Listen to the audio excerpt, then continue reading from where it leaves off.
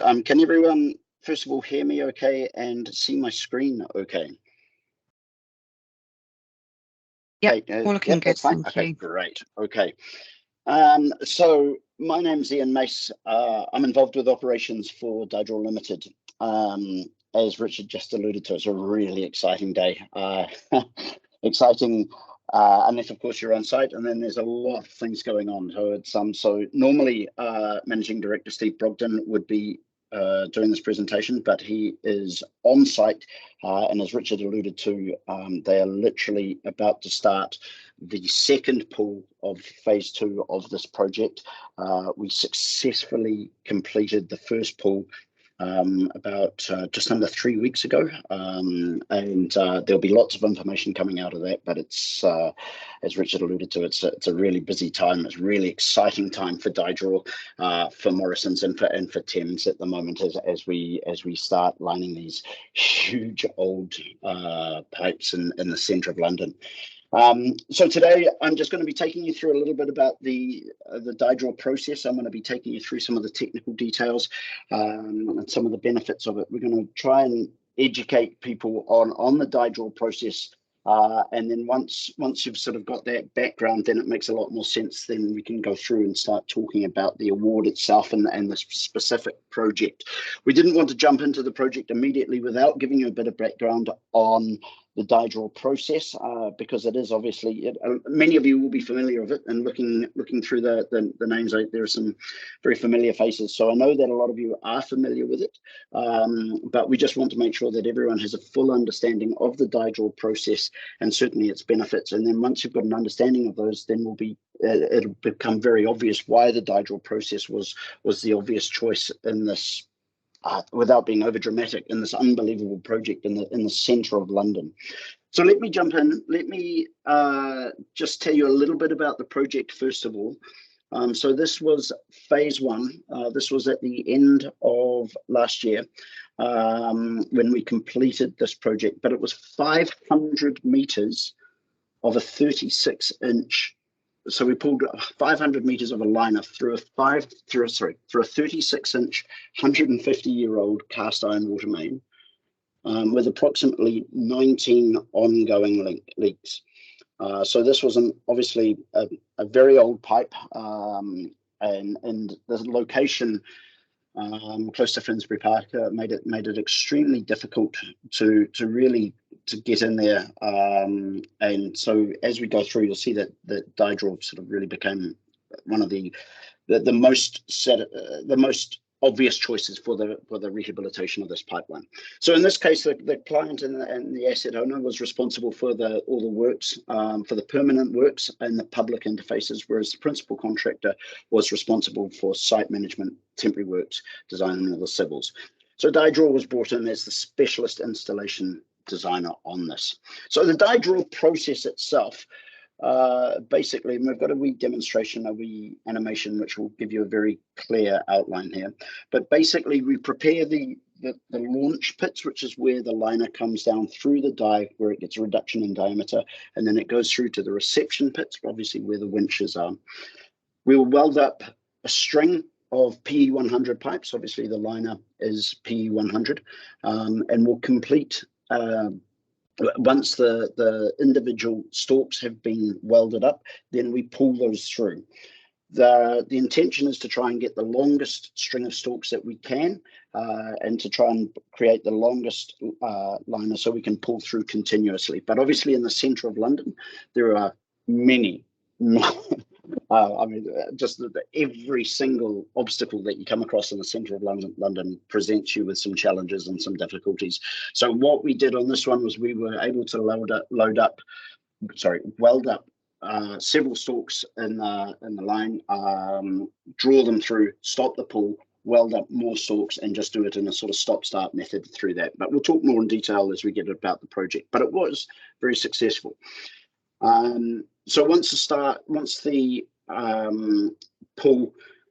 liner is pulled through the die, then the diameter of the liner is obviously reduced, and the liner can be pulled through the pipe. Now this will all become very clear on the following slide with an animation, but then once it's through the pipe, where we can release the elastic tension in the pipe, and the liner will revert to form a tight fit lining with the original host pipe. So once we release it from the winch, you get two things. You get a linear contraction as the pipe retracts on itself, but the most important thing is that you get the diametric expansion. So the liner will come in and form the tight fit with the original host pipe. So the pull the pull will last for, depending on the length, but we'll usually be able to do sort of 350 meters in 24 hours, depending on things like temperature, liner size, dye reduction. But we'd typically be able to do 300 to 400 meters within a 24-hour period. And then once we have disabled the winch and allowed the liner to revert, then we'd allow a reversion of about 24 hours. Now, all of that's just been explained, but let's just have a wee animation here, and I'll put that on, and that just explains the process for you. So I'll just let that go.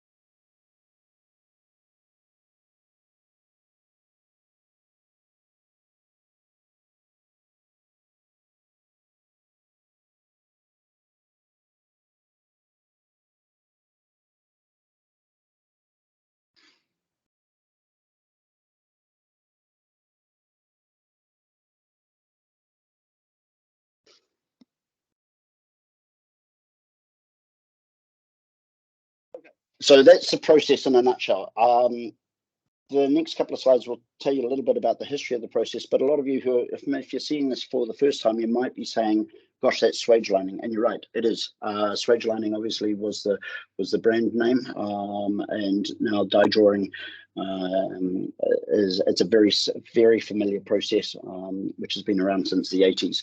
So we'll take you through a little bit of that in the next couple of slides. But I just wanted to mention that in case a couple of you are looking at it and saying, gosh, yes, that's the swage lining process. So here's just a sort of diametric a diagrammatic overview of the process. The key thing here is the dimensions on the blue and the black pipes. You can see with the stage 1 pipe, that's obviously that's the liner in its pre-installation state. But in stage 2, you can notice two things. One, it's been stretched and it's longer, but it's also diametrically reduced as it passed through the die, and that's absolutely crucial for being able to pull the liner through. Goes into the host pipe, and then once it's in stage 3, once the winch has been released and the liner has reverted, then its final dimensions are very close to it's a tight fit lining, so it will fit nicely into the original host pipe. So there's a lot of benefits to the die draw process. We can pull up to a length of 1,500 meters. There's obviously a lot of considerations for how far we can pull.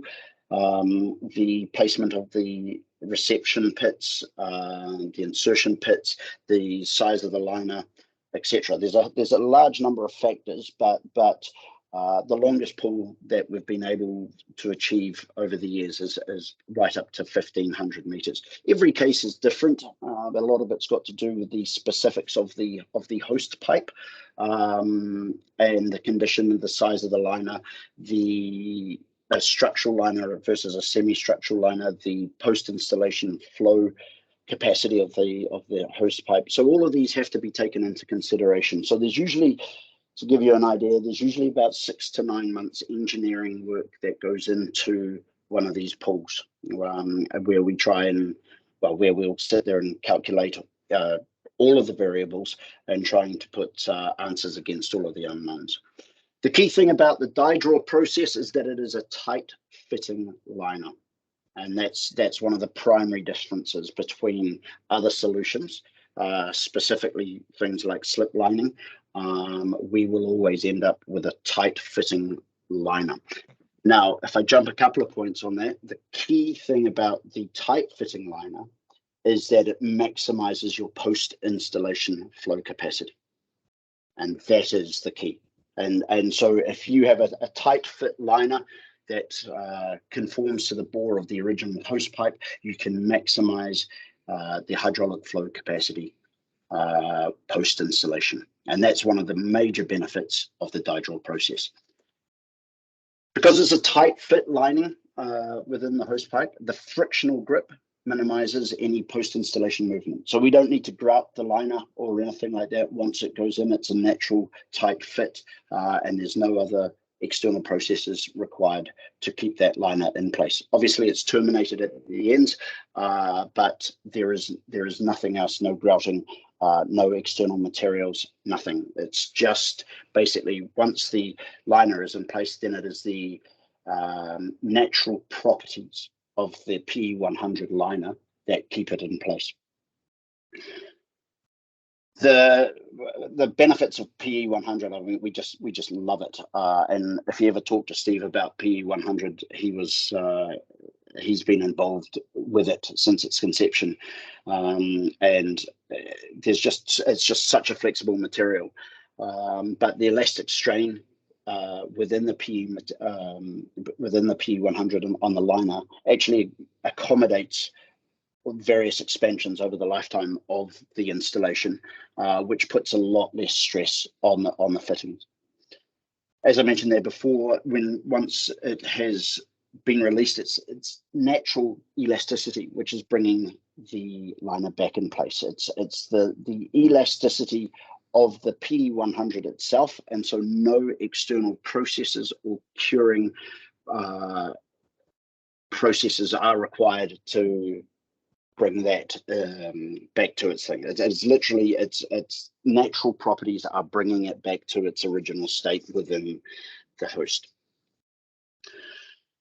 As I mentioned, obviously we've got a significant one of the major benefits of DieDraw is to ensure that we maximize the hydraulic flow capacity post-installation.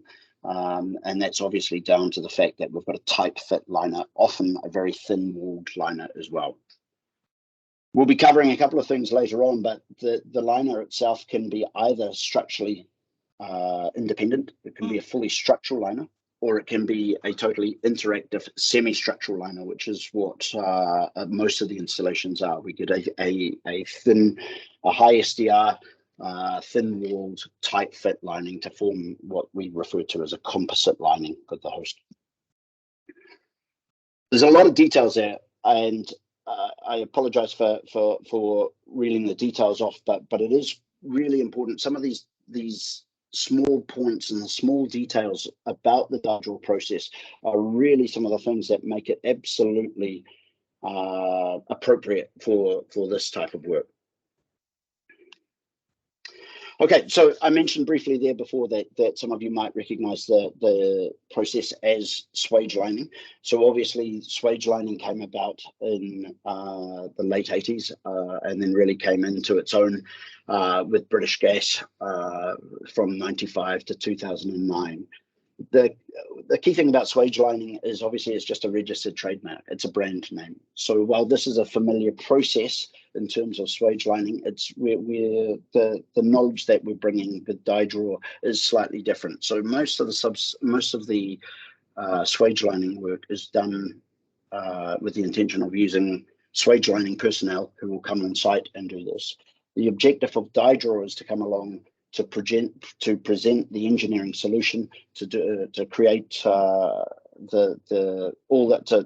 go through and calculate all the engineering, present a viable engineering solution, and then present the know-how, knowledge, and expertise to enable on-site contractors to install the lining. And that's exactly what's just happening down in London right now.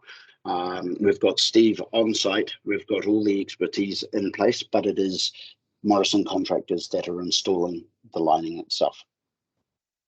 So in 2018, there was a key pivotal moment, certainly for DieDraw, and that was that the patents expired, and there really wasn't much knowledge left out in the industry. So Steve formed DieDraw. Steve had been involved with swage lining throughout the years, but he then formed DieDraw to make sure that we could bring that knowledge and expertise to anyone that's required, that requires a DieDraw project. So the purpose of what we're trying to achieve at DieDraw at the moment is to make sure that we're able to bring this knowledge to anyone that requires it, to make sure that we are disseminating this technology is a viable solution to these types of projects, and to make sure that that knowledge is readily available to anyone that needs it. I talked a little bit before about the P100, the liners. I mean, it really is the ultimate material for this type of for these linings. So I'll just go through some of its major benefits. I'll just pop through these points very quickly, but it's all fully approved already, pre-approved for use, and it's obviously had extensive usage in water and gas, and that's Reg 31. It's very easy to weld. And as it says there's no very low sag when it's being welded. This one of the major benefits is the slow crack, is how ductile the liners are, and also the resistance to both crack propagation and to impacts, to rapid crack propagation. We're designing most of these linings and these engineering solutions for a minimum of 100 years. Typically, we're going for 100 years plus for the life of the repair. So not only are we maximizing the post-installation flow capacity, but with a goal of 100-year lifespan. Typically, we'll be asked to produce a solution where the lifespan is in excess of 50 years, but we're confident with the designs that we produce that the lifespan of the repair will come in around 100 years. Obviously, it's readily available, and it's got a successful track record, and there's existing standards. So we're not doing anything revolutionary. We're just coming along and we're using an existing material that's pre-approved within the industry, that's got a good reputation within the industry. So there's really no question about the use of the P100s within the DieDraw process. And obviously we'll talk about it shortly as well, about the recycling ability, the green criteria, the environmental factors within using P100. With thermoplastics, we don't need to use any additional materials. We don't need to use any harsh chemicals. There's absolutely nothing on site. Everything's manufactured within a controlled environment, obviously within the facilities, and the manufactured to existing standards. So from our perspective, there really is no superior solution than the type fit liners that the DieDraw process creates. So that's the background of DieDraw, and I appreciate that there's a lot of detail in there, but it is important to understand a lot of the detail, because that then helps us to understand why DieDraw was so pertinent to this specific project. So phase one was a 36-inch, 150-year-old Victorian water main in the Seven Sisters in the centre of London. So we pulled 500 meters of a 900 millimeter SDR 26 P100 polyethylene liner, which through a 150-year-old cast iron pipe using the DieDraw process. Now, while liners have been put into pipes that size previously, we've never done it in the centre of London. And let me give you just a brief sort of indication of what it's like when you're in the centre of London, apart from all the obvious things like traffic and congestion and restrictions and everything. One of the factors that we came across was that there was a residential gate, literally the gate at the end of a path, that we needed to move in order to get the line and stalk through. And that gate, completely unbeknown to the owner of the house, was heritage listed. And this was literally a garden path gate, and it hadn't really been given any consideration. And then when we went to have a look and seeing if we could move that gate, it turned out that we couldn't, because it was actually heritage listed, and that was even unbeknown by the owner of the household at that time. So these are the challenges that you face within London. Everything in London is difficult, and I'm sure that most of you on this call at the moment will appreciate what the significance of that. So to be able to pull 500 meters of a very large liner, 900 millimeters through the centre of London with all the restrictions was a real achievement. The other thing, of course, is a 150-year-old cast iron pipe, and it's trying to understand the significance of the state of that pipe. So we've got to go through and we've got to analyze that pipe in a great deal of detail, and we've got to make sure that we've got a full understanding of what we're pulling the liner through. And that's where a lot of the challenges arrive when you're dealing with a project of this scale. So also, Thames had made sure that Thames had asked us to ensure that there was, or asked Morrison's to ensure that there was a fully structural liner. This was an SDR26 liner, but certainly on the one that we are doing at the moment, there's a higher SDR on that, and it's a thinner wall that we're going in with this one. But on this one, we were able to achieve, in phase one, we were able to achieve the maximum flow capacity of their requirements, and using an SDR26 liner. So it was very interesting. To give you a sort of an overview of what the loading was, we required loads approaching 100 tons was what it was required to pull this liner through, and obviously that load will change during the course of the pull, but the maximum load that we calculated for was approaching 100 tons. So you can imagine that the type of equipment and the challenges, again, that pulling a liner of that size and thickness through over the length of time that we needed to do it. So a lot of challenges, but it's really delighted with the outcome. So this gives you an indication of where we're going. This highlights why we couldn't get the pipeline could not be dug up and replaced. We went under a very significant train station through the centre of London, and digging up the pipe was absolutely not an option. So the blue line here highlights where the main was pulled.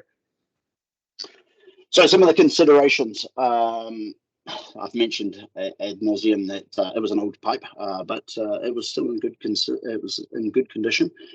There were minor leakage at the joints, but the problem was obviously there was regular intervention required with this pipeline. There was a risk of structural failure due to the traffic loading, and the state of the pipe basically meant that it either had to be replaced or repaired. It wasn't possible to repair, as I've just said on the previous slide there. It wasn't possible to replace the pipe, obviously prohibitively expensive and major disruption. And so lining the pipe was really the only viable option, and all technologies were considered. So obviously we've got slip lining, folded and roll down, and DieDraw were all considerations. And due to the post-installation flow capacity, it was DieDraw with the tight fit lining solution that was the one that was the chosen technology for this, and it really was the only solution that was presented that met the post-installation flow capacity over the length of the pipe. So we had to have a customized die designed and developed to achieve some of the clearances that we required. One of the things that we're about to show you is that another major consideration was that there are actually 3 major pipelines next to each other, and at some places we had minimal clearance. So not only was there a consideration that we had to include information about the host pipe that we were lining, but also we actually the other major mains which were in use and they were in close proximity. So that was a major design consideration. Okay, so when we're looking at these sort of solutions, if you have a look at a fully structural liner, one of the main problems with a structural liner is that you face a loss in flow capacity. And this is more common. Often we're using for a fully structural liner, we're using SDR 11 to 26, and this is a fairly common approach. But certainly with the DieDraw approach, typically we'll go for a semi-structural liner, and that the end result of this is that we end up with basically a composite pipe, which is a composite with the host pipe and obviously the PE100 liner. So typically within a DieDraw lining, we'd be looking for SDR 26 to 51. Now, we've just recently completed a project in Norway where we completed a pool with SDR 51, which obviously is a very thin walled pipe. But that was entirely possible with the application that we had in Scandinavia then. One of the major benefits, obviously, of a semi-structural liner is obviously we can its ability to bridge holes and leaking joints across the host pipe. Okay, so back to the challenges. The picture that you can see here, obviously, this is a pre-welded stalk. That's the tow head sitting there. So this is just before it's taken down through the die and entering into the host pit. So you can see that we've got a long length of stalk welded up. I forget what I think we were able to on this specific one. We were able to weld up to 100 meters at a time. So that meant that we were able to have a fairly continuous pull, which is what we're after. So traffic management on one of London's busiest roads, it was just all the challenges that came with that. Obviously, we had to have locations for the launch and reception pits, and given how busy everything is in London, it's just that's no easy task. Then with the stalks, as they're being welded, we have to have space for them to be welded. So we have to have the welding equipment on site, but then we also have to have, sufficient length for the stalks to be left once they are welded. So that's one of the phases. So one of the challenges that they're facing at the moment right now is that we're not able to get the liner welded up to as long a length as we would typically have, just because there's not space. So what we're having to do in that instance, in that circumstance, is simply to come through and weld more often, which is absolutely fine. But it just means that we have to slow and stop the pull to continue the weld, wait for it to cool, and then to recommence the pull as the liner goes through. So I mentioned there with the adjacent pipeline. So at its smallest, we were approximately 300 millimeters between in use mains, identical mains. So these were 150-year-old pipes at 36-inch cast iron. So we had to be transferring the loads and making sure that there was no loading or loading imparted onto those mains, or that there was at no point any damage to those mains, because that would have been catastrophic. So again, one of the other challenges. Now, this next one was an industry first, and I'll show you a picture of this, or certainly a rendering of it. But the only way that we could get the winch in place was to design a winch frame that pulled at 90 degrees to the direction of flow, which has never really been achieved before. Typically, we'd be wanting the winch to pull in a linear direction with the flow as the liner comes through. So we'd typically want the winch to be lined up with the direction of the pull of the liner. but in this case, that just simply wasn't possible due to the space that was available. And I'll show you a picture of it in a couple of slides, but we designed, as part of the temporary works, we designed a winch frame that allowed us to pull at 90 degrees, which was a very significant engineering feat on this, and we were absolutely delighted about that. Obviously, with the age of the pipe, there was a lot of tuberculation on the pipe itself, so we had to get the hose pipe into the appropriate state to ensure that we could pull the liner through, and that was a significant challenge given the age of this pipe. We had to use both camera and LiDAR surveys to ensure that we understood what was happening inside the pipe. Obviously, you're going to come across challenges when if there are constrictions within a pipe which have not been identified, but using the camera and the LiDAR surveys again gave us a good picture of exactly what was going on. Lots of obstructions that we had to move, and that's above ground. And so when we were talking about the gate on the pathway, it was just one of many obstacles that had to be moved. A lot of this comes from not necessarily the die drawing process, but really doing this within the centre of London. To be able to pull a liner of this size through the centre of London is a real achievement, and the die drawing part of that is only one part of that solution, and making it work was very challenging. There was a lot of every time we came across a new area or we looked at something new, we came across a whole list of new challenges. If we were to do this project in the middle of the Welsh countryside, you wouldn't have anywhere near as many challenges. So the die drawing is one aspect of it, but making it work in the centre of London was a real major achievement. And then another one of the sort of myths about swage lining and die drawing is that it's no good around bends. So we had a 40-degree bend inside the hose pipe, which we were able to successfully navigate around.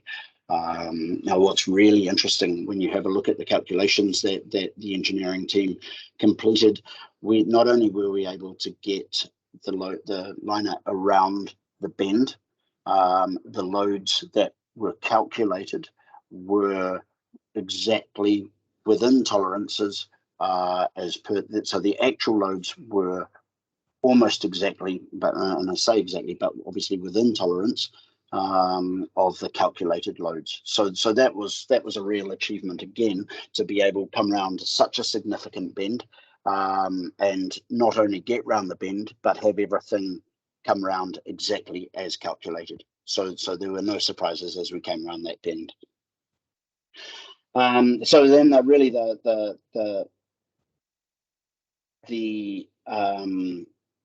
final sort of aspect of the challenge of this was the hose pipe itself, and just making sure that it was restrained, and looking after that hose pipe was absolutely of key importance. And that was basically really where we started from, and we had to design everything around to ensure that there was nothing done either to the existing hose pipe or to the very close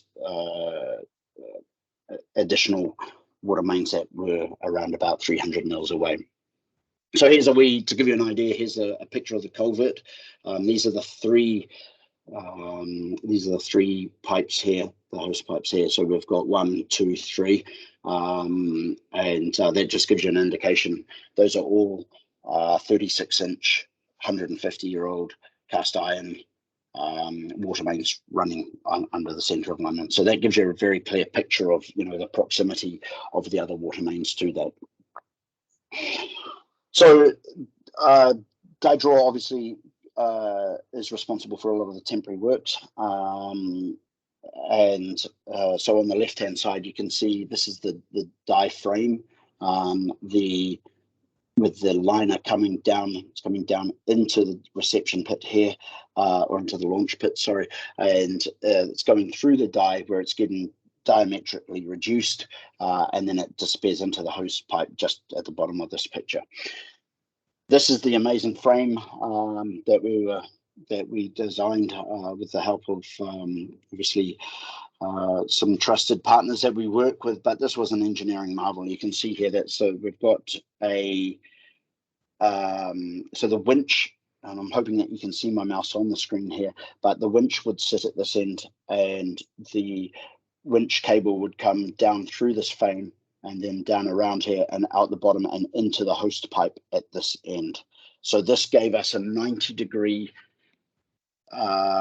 angle for which we could set the winch at, and that's never been achieved before, certainly in the centre of London with liners of this size. Just as a reminder, the loads that we were imparting through this winch frame were approaching 100 tons. So it was a very serious bit of engineering that was required to make this happen, and we were absolutely delighted that we were able to achieve that. Okay, so the project itself, we've got a 50-year design life, and there was no other solution that was presented that offered the post-installation flow capacity with the design life for the cost that this was installed at. So this was at the lowest possible cost for all the considerations that were taken.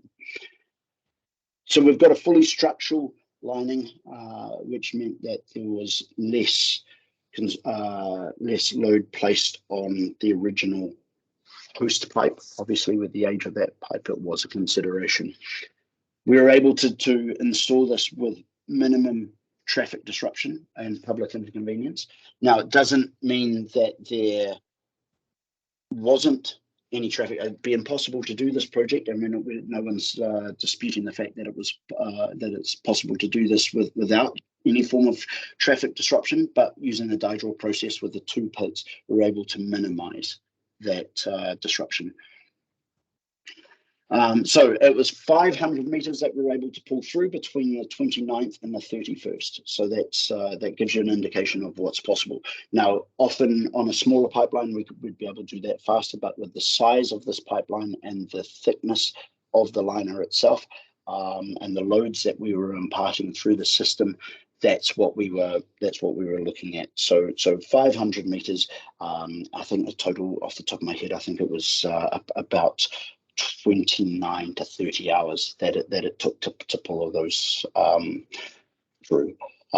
So then, as I mentioned, with the winch forces, 100 tons of load coming through at 90 degrees and also around a 40-degree bend, and then the massive benefits to the environment compared to open cut. So that's just some images there. So this gives you an idea of what's going on right now. So Seven Sisters B main was phase one. That first column there, that is exactly what this project was about. The B main phase 2A was completed 3 weeks ago. And that gives you sort of, again, an indication there.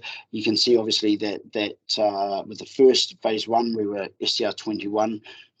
With the recent ones, we're now SDR 26. So we're going obviously with a thinner, slightly liner, but all of these liners on these mains are fully structural. Obviously, most of those, because of the location of those mains and the close proximity to each other, that the mains are very similar, and so the design requirements for the rehabilitation of those are similar as well. Now, if anyone wants more detail on these projects, we do have case studies on our website. So at any time you can jump onto DieDraw.com, go to the case studies, and you'll see all of this information there in detail. Now, phase two, which is what's happening at the moment. So this is not specific to the project itself, but it is interesting. Now, this is just an overall sketch. Now, one of the things with phase two was that for the first time ever, we weren't able to accommodate the diaphragm into the launch pit. And so we actually on phase 2, which is undergoing now, we've got the second pool of phase 2 literally starting as we speak. And on this one, what's really interesting is that there is the diaphragm is sitting outside of the pit, and then it goes over a fairly complex roller system and then into the host pipe. Again, if you go to DieDraw.com and you have a look at the latest news on DieDraw.com, you will see pictures of that pool that from just a couple of weeks ago. Also, if you follow DieDraw on LinkedIn, then you'll see pictures of that, and it's really, again, this is a bit of an industry first, where we're the first time that we've had a frame outside of the pit within for a liner of this size within the centre of London. Okay, so in order to achieve success on a lot of these projects, it's really important that when for future considerations, we've got to make sure that we understand everything that's going on in that project. The more we understand about the host pipe, the more we're able to ensure that the solution that's provided will be absolutely acceptable to the requirements. So typically we'd be making sure that we've got an accurate laser survey to understand all bends and constrictions. We'd ensure that you've got to ensure that the pipe is thoroughly cleaned. You'd send a pig through to ensure, obviously, that if there was anything in there that you weren't aware of, that it would be picked up. The key thing, obviously, there with the pig when you're sending it through is that it has to be equivalent to the insertion size of the liner. It can't be. You cannot overestimate the importance of the temporary work solutions, especially when you're dealing with the loads that we're seeing. It's absolutely imperative that all your temporary works are absolutely engineered to the highest standard. You need specialist winch operators and you need specialist winch equipment. There are very few winches in the UK and across Europe that are capable of this type of pull. There are winches, there are different types of winches, but in order for the DieDraw application, you must have the right equipment in order to achieve the pull correctly. Obviously, with the loads that we're seeing, you've got to have rated towing equipment. You cannot just turn up and do this ad hoc. It's absolutely imperative that everything is designed well within its limits. You need the expertise. There's 6 months engineering. The pull takes sort of 24 to 48 hours, but there's 6 months of engineering that goes into it. There's a lot of questions. There's a lot of variables. All of those have to be addressed. Obviously, on site, we need to ensure that everything is safe and carried out, and everyone's knowledgeable to the process and with everything that they are required. Again, with these loads, it's not something that can just be done in an ad hoc environment. It has to be sort of very strictly managed. It's critical that the welding is done in a compliant manner. When you think about the loads that the liner is experiencing, the welding must be done per specification and in a compliant manner. Again, it's something that we will always advise the customer on and make sure that that's being done correctly.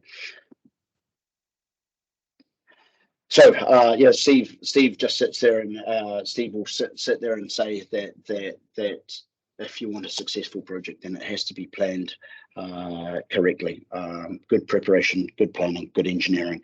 It's not something that can be done on an ad hoc basis.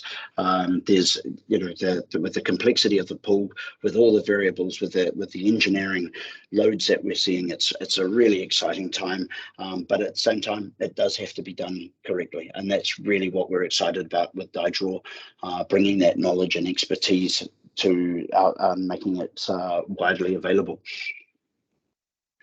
So, final benefits just of the DieDraw process. Obviously, it's an environmentally friendly process when compared to replacing the liner. It's an interactive composite liner. There are fewer excavations. There's less disruption, less material, lower costs, and a maximised post-installation flow capacity of the host pipe. So, that's a lot of talking from me. Apologies for the level of detail, but hopefully that was interesting. Now, if you've got any questions, I'll do my very best to answer them. Okay, so just to thank you, Ian, for that presentation. It was a fantastic description of the process. Having seen it today on site, it was amazing to see such a large project being undertaken in plain sight in a very congested area. It certainly came across, as you said, that the key to success is planning. And I wondered if you could give us any advice on the length of time that should be allowed in programs for planning such a technique. Absolutely. So for a project of this size and scale, you've got a minimum of 6 months, an absolute minimum of 6 months. Obviously,